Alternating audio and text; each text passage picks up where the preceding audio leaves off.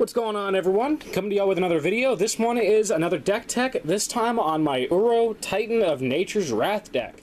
Not quite done with this one. I still need to pick up a few things to fully tune the deck, missing a few of the fetches. Need to get a few gold borders out because I built this with what was left over, trying not to buy cards when I could avoid it.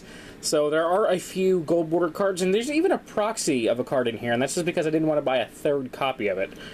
So let's go ahead and delve into it. If you're not familiar with Uro, he says, whenever he enters the battlefield, sacrifice it unless he escapes.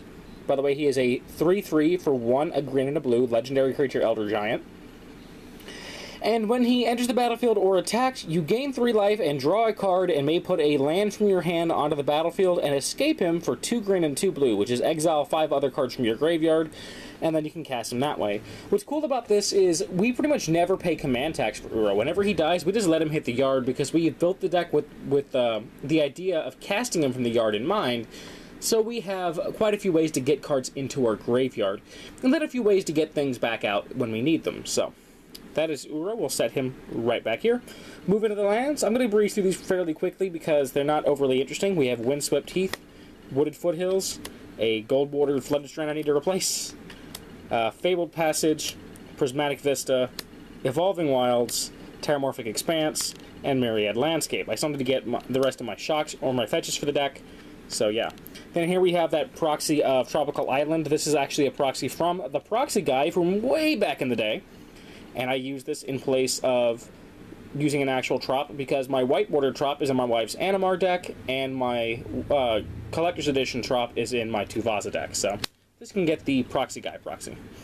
Then we have Breeding Pool, Rimewood Falls, really cool to get more dual lands, Flooded Grove, Yavimaya Coast, Hinterland Harbor, Waterlogged Grove, Simic Growth Chamber, Temple of Mystery, Lumbering Falls, a gold-bordered City of Brass I need to swap out, Command Tower, Reflecting Pool, an Exotic Orchard, Reliquary Tower, Field of the Dead, which I will spend some time on because this land is insane.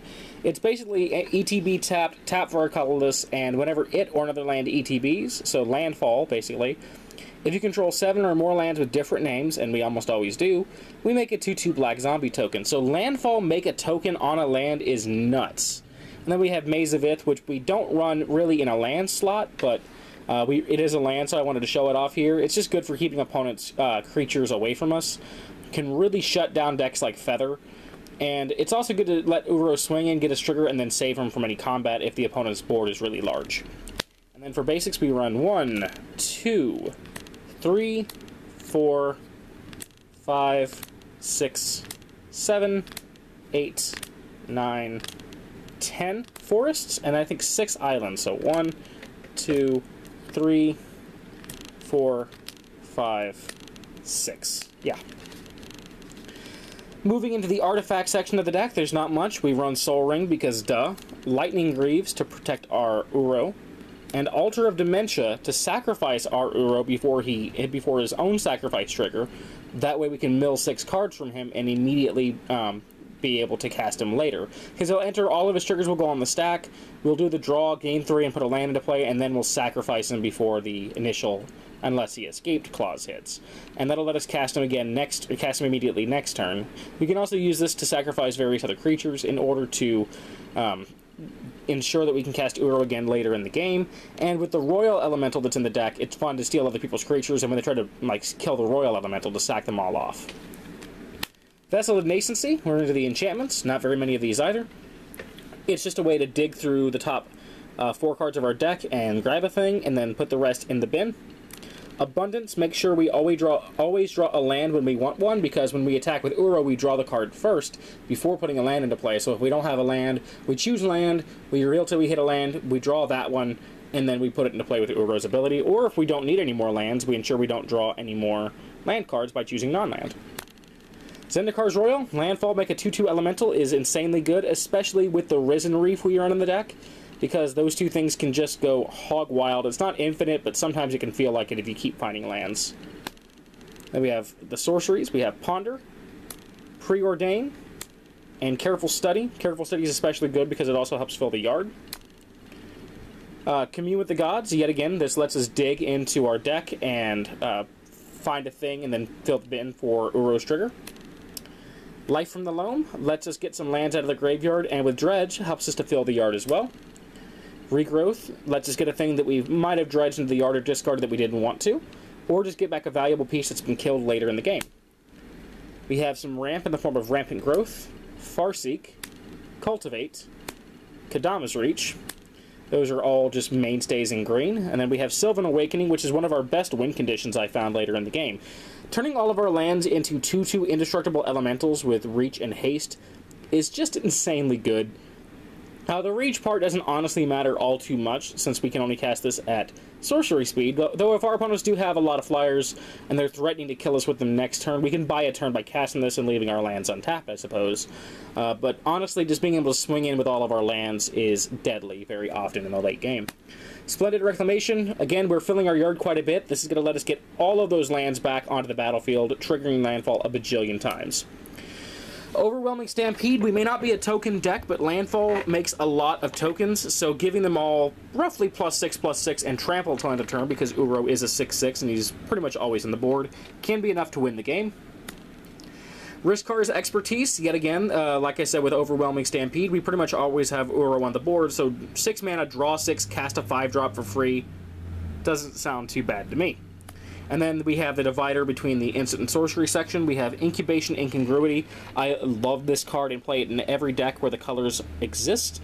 So the Incubation side is 1 Simic Hybrid. Look at the top 5, take a creature card, put it in your hand, put the rest of the bottom in a random order.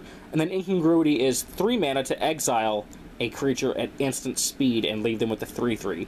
Exile is not the most common thing in these colors, so I love having access to it, and I love the duality of the card. Similarly, we have a Repudiate Replicate. Being able to counter an activated or triggered ability is very strong, but generic Stifle just isn't good enough to run in most decks. Just because you don't know exactly when you're going to need it, but when you have the option to clone attached to it with Replicate here, it becomes much, much better. Countering triggers with this and activated abilities feels amazing. Copying an Avenger of Zendikar or Royal Elemental also feels amazing. Into the instance, we have Mystical Tutor to go find one of our powerful instants or sorceries. Worldly Tutor to go find a powerful creature. Brainstorm, because I just can't help but jam Brainstorm in pretty much every deck with blue. Rapid Hybridization to help us deal with problematic creatures. Reality Shift to do more of the same, and yet again, this is Exile, which is great. Growth Spiral, draw a card and put a land from your hand onto the battlefield is very good. Cyclonic Rift says it's 2 mana, but it's really 7 mana for the best board wipe effect in all of creation. Arcane Denial, just a solid counterspell. Negate, another solid counterspell. Deprive is great because we always have the lands to bounce, so it's basically just a duplicate copy of Counterspell, with some upside because it puts a land back into our hand. It can help us hit landfall triggers when we want them. Very nice to have. And then, of course, basic Counterspell. I don't run any of the like Force of Will or Mana Drains or anything like that in this deck because I find it doesn't really need them. Obviously, if this deck is your baby, you can include them. It only powers the deck up.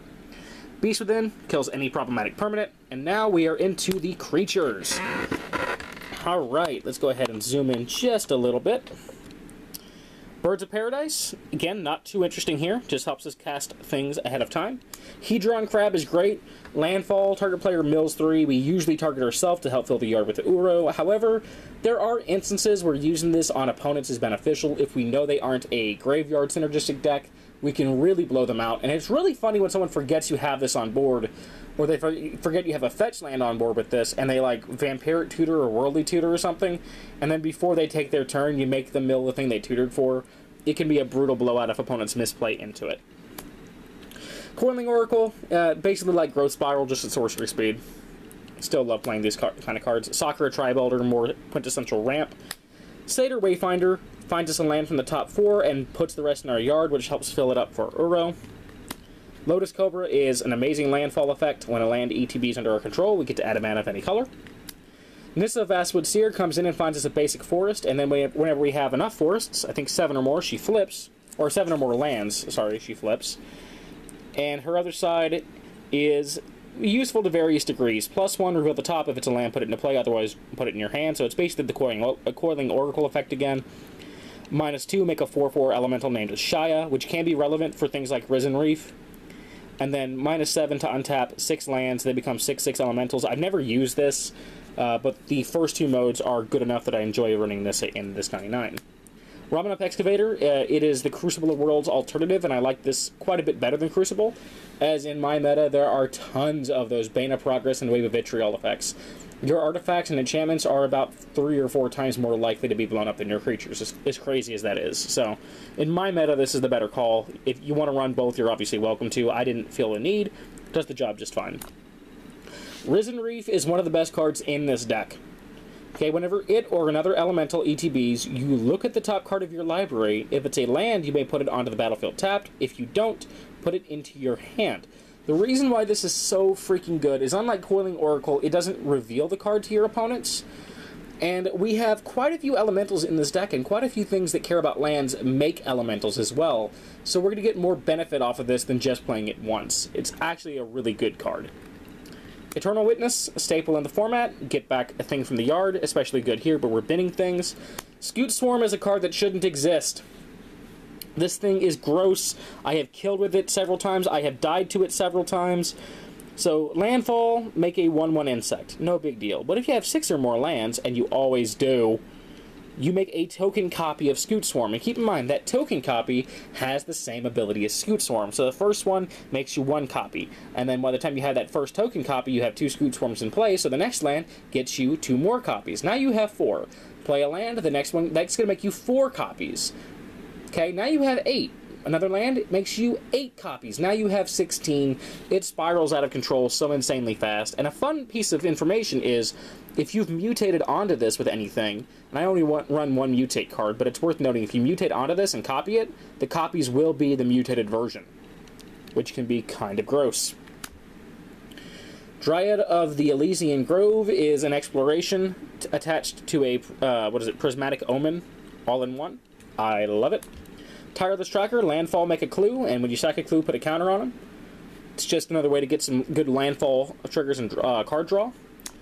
Gem Razor, or in this case, Anguirus, Armored Killer, is what I've been replacing Rexage with in some decks. I run both in many cases, but I often find this is just better than Rexage. 3 mana to mutate it onto a creature, it still destroys target artifact or enchantment, and it is a reach trample creature, and if this is bigger than what you're mutating onto, you'll be left with a 4/4 reach trample, as opposed to just the little 2/1 Reclamation Sage, or whatever the creature that you mutated onto was. And again, if you put this on Scoot Swarm, now every one of those Scoot Swarms you make is a 4/4 reach trampler, which is gross. Brawn, when it's in your yard, if you have a forest, your creatures gain trample. Very useful when we're binning cards, and we'll always get trample with it. Wonder is the same thing with an island and flying, and yet again, there's never been a time when it was in my yard and didn't spread the flying. Titania, Protector of Argoth. When she ETBs, we return a land from our graveyard to the battlefield, which is very good. When a land is put into our graveyard from the battlefield, we make a 5/3 elemental. So yet again, we're making tokens. Those tokens are elementals, which is good for the Risen Reef. We're getting a thing back on at ETBs, and there will always be a land in the yard. It is just very, very powerful. Tachiova, Benthic Druid. I run this and not Aesi. I feel like Aesi's 6 mana cost is a little bit too fat for me, so I like running Tachiova in its place. And a little bit of life gain, while not super relevant, can help every once in a while. So just Landfall, gain 1, draw 1. Ashaya, Soul of the Wild, also known as Protection from Cyclonic Rift. So she has power and toughness equal to the number of lands you control. She's 5 mana, by the way, and is an elemental, funny enough. And your non-token creatures are forests in addition to their other types. So only non-token, thank God. But she's going to be very, very large for 5 mana. And since it turns your non-token creatures into lands, they will dodge Cyclonic Rift. Obviously our enchantments and our artifacts will still get hit, our tokens will still get hit, but this prevents us from being massively blown up by Cyclonic Rift, and I think that's insanely good. Multani Yavimaya's Avatar, I have killed people with this. Just being a big fat beater with as many lands as we'll have in hand, or on field and in yard, can be great. Getting to reuse lands for more landfall triggers is great. Being able to recur himself is great because he's going to get milled very frequently. Being an elemental is great because it triggers the Risen Reef. It's better than it seems, guys. Definitely give it a shot. Royal Elemental is great, for one. It's an elemental, which works with the Risen Reef. I want to point that out because it is relevant. And Landfall, steal a creature until you lose control of the Royal Elemental. And again, if we're going to lose control of it, if we have Altar of Dementia, we just sack the token, the stole creatures, or stolen creatures. Stole, yeah, there we go. We sacrifice the stolen creatures and prevent our opponents from getting them back. Rampaging Baloths make a 4/4 on Landfall is very good. Ancient Green Warden says we can play lands from our graveyard, and it is a land Harmonicon, doubling their ETB triggers. And, by the way, Elemental. And then finally, last but not least, we have Avenger of Zendikar. Another Elemental with Landfall, who comes into play and makes us an army of plants, and then pumps them whenever a land enters the battlefield. So, that is my Uro Titan of Nature's Wrath deck. It is nothing special. It is not a crazy, unique version of the list, but it's very effective, and I love the way it plays. Definitely worth checking out. I love this Titan. It's so much fun.